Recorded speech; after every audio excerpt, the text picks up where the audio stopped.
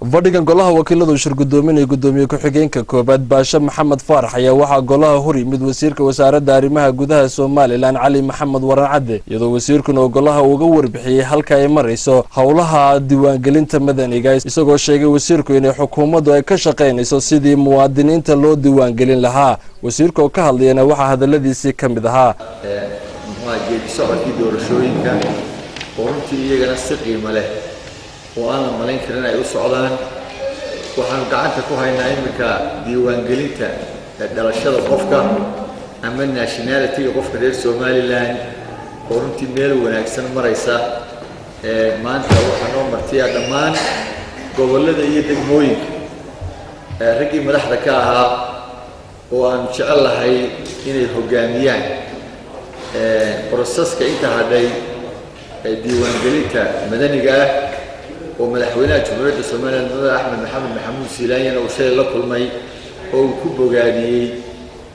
هاوش عن هينو بوغادي يعني قرن كوه هينو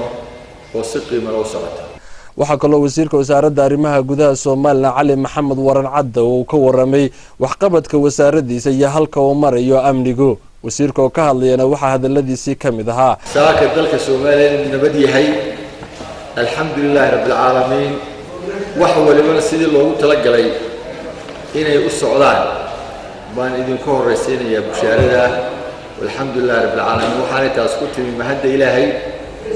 iyo dadaalka wasaaradda dakhliga iyo ciidamadeeda iyo ummadda reer Soomaaliland ba ay ugu jiraan ama ay safka ballaaran ugu jiraan sidii dalkooda qiimaha leh